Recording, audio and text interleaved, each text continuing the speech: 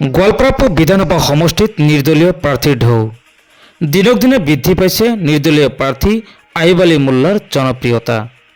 আগন্তুক বিধানসভা নিৰ্বাচনৰ নিৰ্দলীয় প্ৰাৰ্থী জননেতা আয়ুব আলী মোল্লা।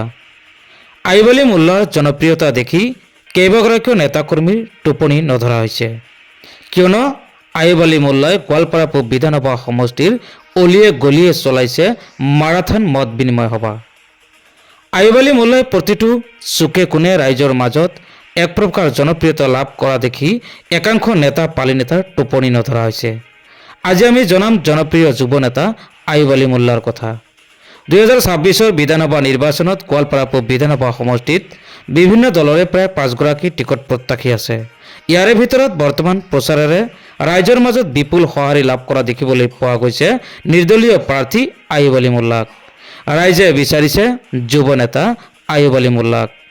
26 বিধানসভা নিৰ্বাচনত গোৱালপাৰা পূব বিধানসভা সমষ্টিৰ পৰা নিৰ্দলীয় হিচাপে জয়ী হ'লে ৰাইজৰ মাজত থাকি কেৱল ৰাইজৰ উন্নয়নৰ হকে কাম কৰাৰ প্ৰতিশ্ৰুতি নিৰ্দলীয় প্ৰাৰ্থী আয়ুব আলী মোল্লাৰ। এই দৃশ্য গোৱালপাৰা পূব বিধানসভা সমষ্টিৰ জিয়াগুৰি মানিকপুৰ বজাৰৰ। জিয়াগুৰি বজাৰত আয়ুব আলী মোল্লাৰ মত বিনিময় সভাত হিলদল ভাঙি ওলাই আহিল শ শ পুৰুষ মহিলা। ৰাইজৰো একে কথা, এইবাৰ আয়ুব আলী মোল্লাই জয়লাভ কৰিব আৰু বিধায়ক হিচাপে পৰিচিত হ'ব। পদুপাৰাৰ পৰা মিৰ ইছৰাফৰ ৰিপৰ্ট, পি লাইভ।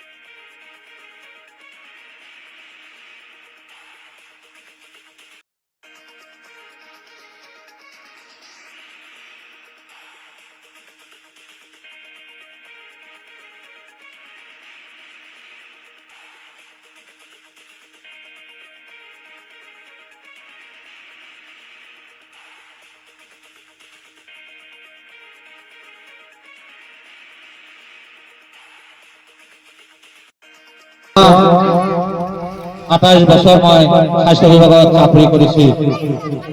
8 বছৰ চাকৰি আছে। এই নিৰ্বাচনী খেলাৰ কাৰণে মই ৰিটায়াৰ লৈছো। মই চাকৰি কৰা মানুহ, কোনো দলত কাম কৰা নাই। দলে মোক কেতিয়াও টিকিট নিদে। এই কাৰণে মই নিৰ্দলীয় হৈ 2026 আগন্তুক আমাৰ গোৱালপাৰা পৌৰ সমষ্টিত নিৰ্দলীয় প্ৰাৰ্থী হিচাপে আপোনালোকৰ মাজত প্ৰতিনিধিত্ব কৰিম। যেহেতু মোৰ 8 বছৰ চাকৰি আছিল, মই বহু আবেগেৰে এই প্ৰতিনিধিবিলাকৰ কাণ্ড কাৰখানা দেখি, যেহেতু মোৰ এইবাৰ পুৰণি সমষ্টিৰ মানুহবিলাক আমাৰ গোৱালপাৰা পূবত আহিছে, মোৰ ধৈৰ্যৰ বান্ধ ছিঙি যায়। মই চাকৰি ৰিটায়াৰ লৈছো। মই ৰাইজৰ কাম কৰিম বুলি, মই ৰাইজক দেখুৱাম বুলি এই আশাৰে মই আগবাঢ়ি আহিছো। আপোনালোকে ইমান বছৰ কি পালে কি নাপালে, বা আপোনালোকে MLA বনাই কি পাইছে কি নাপাইছে, এইটো আপোনালোকে নিজে জানে। কিন্তু মই জনামতে আপোনালোকে MLA বনাইহে, কিন্তু MLA কাম কি, কৰণীয় কাম কি, সেইবিলাক আপোনালোকে কোনোদিন বুজি পোৱা নাই আৰু আপোনালোকে পোৱাও নাই মই জনামতে। কিন্তু বহুত কাম এটা MLA হলে সমষ্টিত বহুত কাম কৰিব লগা থাকে, ৰাইজৰ অভাৱ অভিযোগ বহুত থাকে, অসুবিধা খিনি MLAৰ ওচৰত গেলে পাব লাগে, এইখিনিৰ পৰা আপোনালোকে একেবাৰে বঞ্চিত হৈ আছে। মই ভালকৈ জানো, কাৰণ মই এই দুইটাই সমষ্টিত 28 বছৰ চাকৰি কৰা ৰংজলী দুৰ্গৰ মাজতে।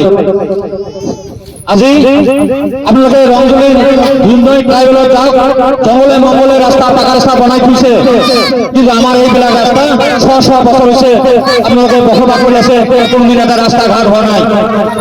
কিন্তু আজি আপোনালোকে মাজত কিছুমান মানুহ কিন্তু দল দল কৰি পাগল হৈ আছে। আপোনালোকে যদি দল দল কৰে তেতিয়াহ'লে আপোনালোকৰ কাম এইবাৰো নহ'ব, যেহেতু আমাৰ আগন্তুক যিবিলাক গোৱালপাৰাৰ পৰা যিবিলাক প্ৰতিনিধি আহিব, এইবিলাকৰ কোনো নাম গ্ৰাম ঠিকনা নাই, এইবিলাক সব অস্থায়ী মানুহ, ভোটাৰ হৈ সিহঁতে আমাৰ মাজত নিৰ্বাচনী খেলিব। আপোনালোকে জানে, আমাৰ একে ৰচিদৰ কথা কৈছো, তেখেত আমাৰ গোৱালপাৰা স্থানীয় মানুহ হয়তো নহয়, তাই ভোটাৰ হৈ স্থানীয় মানুহ। রশিদ মন্ডলা স্থানীয় মানুষ নহয়, তাই 25 সমষ্টি MLA, তাই সরল মানুষ আমার ভোটার হয়ে গোয়ালপাড়া 25 সমষ্টিত আছে। কোন মানুষ আমার স্থানীয় মানুষ? ঠিক আছে, আমার তাদের ভাই আছে স্থানীয় মানুষ, টিকিটর দাবিদার, কিন্তু মই জনামতে তাদের ভাই টিকিট না পায়, যদি পায় বিবেচনা করা হবে।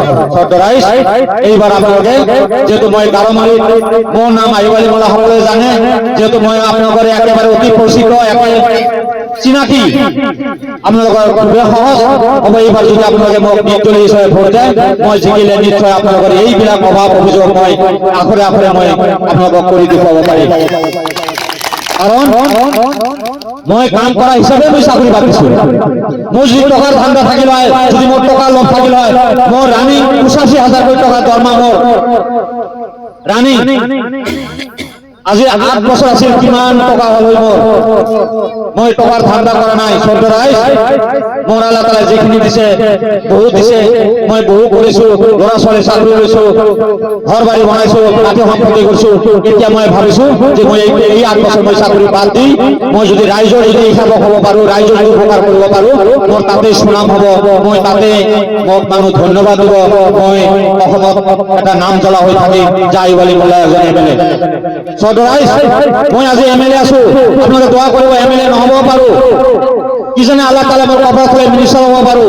যদি মই মিনিষ্টাৰ হওঁ, তেতিয়াহ'লে আপোনালোকৰ আৰু সৌভাগ্য যে আমাৰ আইবালি মোল্লা, আমাৰ ভাতিজা, আমাৰ ভাই, আমাৰ মামা বা ভাগি গাৰোমাৰীত আজি MLA হৈছে বা মিনিষ্টাৰ হৈছে, আমাৰ কাম কাজ কৰাত সুবিধা হ'ব। মই নিশ্চয় কাম কৰিম। জানে, মই মেডিকেলত কাম কৰা অৱস্থাত যিবিলাক আঁচনি আছিল, যিবিলাক আপোনালোকৰ মাজত আঁঠুৱা বিতৰণ হাবি যাবি, মই কিমান আনিছো, বস্তাই বস্তাই আনি দিছিলো। মই মাটি লৈ যাই আৰু দিছো, লৈ যাওক। কিন্তু সৰ্দাৰাইজ তাই যিমানে কওক, কাইবা কিবা পালে হিংসাৰ পৰহে ক'ব যে আইবালি মোল্লা MLA হ'ব, আমাৰ লাজ লাগিব। এইটো কেতিয়াও নাভাবিব।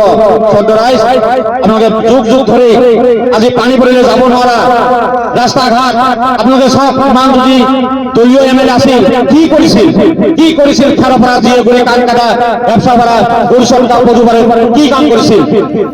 কোনো কামে হওয়া নাই। এইবারের কারণে আপনাদের সৌভাগ্য, যদি আপনাদের যদি ঢাকাই তলার পর যদি এইখিনি মানুষ যদি মোক যদি ভোট দেয়, মই MLA হয়ে যাম। মই আজি নির্দলীয় আছো, জিকার লগে লগে দল কাম আপনাদের নিশ্চয় জানে। নির্দলীয় হয়ে জিকার লগে লগে নিশ্চয় মই দল পাম, হাত খোয়া সময় না থাকিব, মাতি লৈ যাব, আহক আমার দলত যোগ দিয়ক, আমার সরকারের যোগ দিয়ক, আপনার অমুক দিন তমুক দিন, তেতিয়া মই নিশ্চয় এইখিনি সুবিধা পাম আর সেই সুবিধাখিনি লৈ আপোনালোকৰ ৰাইজৰে কাম কৰিম। আপোনালোকে মনত ৰাখক, বিশ্বাসত লগ মোৰ নাম আইবালি মোল্লা, মই এই গাৰোমাৰীত মই উপায়হীন হৈ মই নিৰ্দলীয় খেলি আছো। আপোনালোকে এইখিনি কথা অলপ মগজু খেলাব লাগিব, কাৰণ মই চাকৰি কৰা মানুহ, মই ক'ত দলত গেলে মই টিকিট পাম। এটা কংগ্ৰেছ টিকিট আনিব গ'লে আপোনালোকে শুনা পাই আছে, আমি বাতৰি শুনা পাই আছো 3 কোটি টকাৰ দৰকাৰ। কিয় আমি 3 কোটি টকা দি টিকিট লম ৰাইজে যদি ভোট দেয় টিকিট নালাগিব যি প্ৰমাণ আপোনালোকে এইবাৰ পঞ্চায়তত আলমিনা বেগমকে দিলে কংগ্ৰেছৰ টিকিটৰ দাবী আছিল ক'ত ভোট পালে নিৰ্দলীয় জিকিলে ৰাইজৰ আগত দলীয় নিৰ্দলীয় কোনো কথা নাই ৰাইজে ইচ্ছা কৰিলে দলীয় মানুহ খুই নিৰ্দলীয়কে এমএলএ বনাই অবাৰ ভোটত জয়যুক্ত কৰিব পাৰিব খালি আপোনালোকৰ ইচ্ছা